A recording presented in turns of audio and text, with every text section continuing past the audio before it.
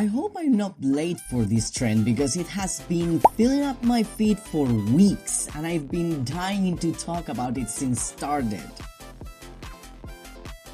Hello everyone, welcome, and if you have no clue what I'm talking about, to put it short, there's been a trend going on with artists drawing Frieren in this specific head angle. It all started on Reddit, of course it has started on Reddit, when someone posted this picture asking for help basically. After that, the art community did its thing and hundreds of artists came together to draw Frieren looking up to the sky from an upward shot. So guess what I'm doing today? Of course, I'm going to draw this, but I'm also going to teach you 3 quick ways to draw this angle yourself.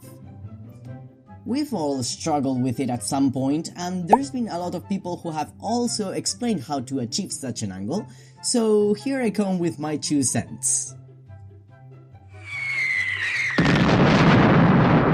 Before we continue, I would like you to check out my coloring book Fairy and Fungi. It has 24 whimsical illustrations full of details and mushrooms. It's the perfect gift for those that need a relaxing activity where thinking thoughts is completely optional. You can get it through Amazon, link in the description. Okay, so imagine, you have to update your webcomic in like 3 days and there's this super cool shot of the protagonist in your head that seems impossible to draw, but you will accept nothing else. I use Clip Studio Paint, which has 3D models that you can drag and drop easily. You can pose them however you want, adjust the angle, alter the body shape, and more. If you don't use Clip Studio Paint, there are websites that allow you to use models or even real-life picture references of people posing in the angle you need, such as the ones I'm showing you on screen. You can pause to check the website name, and I'll also leave you the links in the description. This method is quick and easy. You can use these models as loose bases to build up your characters or to make studies out of them, but in my opinion, I will only use them as a base because they of course can't reflect how things actually bend and twist in real life, what with all the squishy parts and stuff. So take this into account when using them. This one is honestly the most underrated method.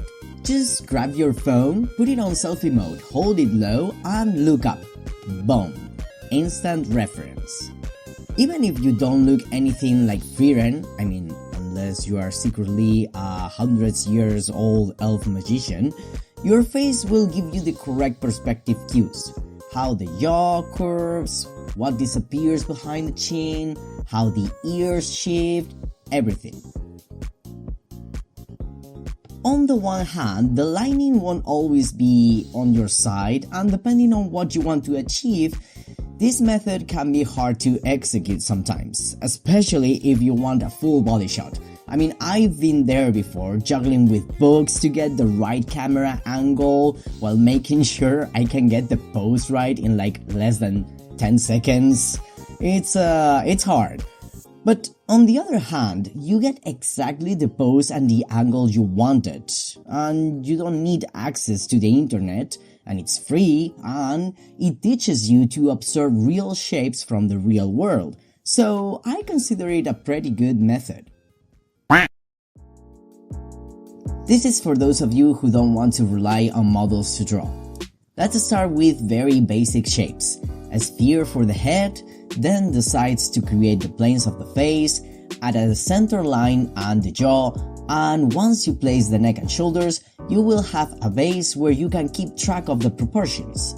This way, the perspective becomes much clearer, and you can pose it however you want. This method helps you internalize the structure, and the more you do it, the easier all extreme angles get. This last one requires a bit more practice and more hard work, but it definitely pays off when you begin to understand how everything can be broken down into these shapes. It feels like opening your artistic third eye and suddenly everything is a box.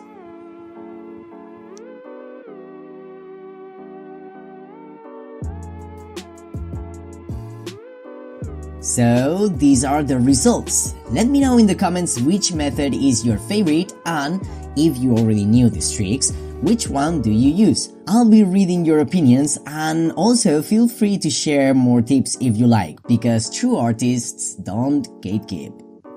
At the end of the day, it's conscious practice that will take you to the next level. If you just draw without thinking about what you are trying to learn, it's like running in circles hoping you'll get somewhere. Participating in trends like this, whether it's poses or camera angles, has also taught me to accept my ugly drawings and learn from them. You don't need to spit out a finished masterpiece every time you start a drawing. Just see what works and keep moving forward. Thank you all so much for watching, and I'll see you in the next video. Bye!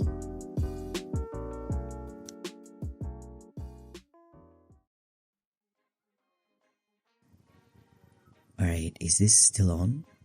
Okay. So, for the after video club, I still have to think of a name.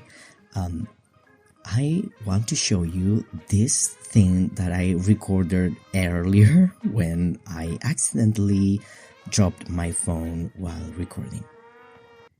So, guess what I'm doing today?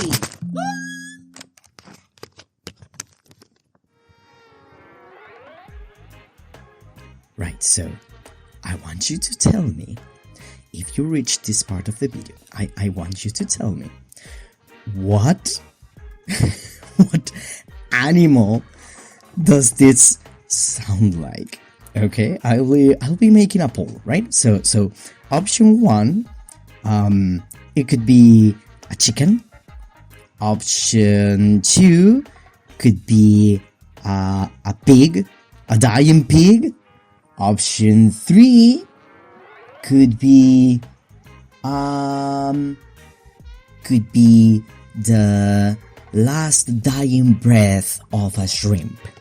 Let me know in the comments if you reach this part of the video. Alright, thank you so much. See you next time.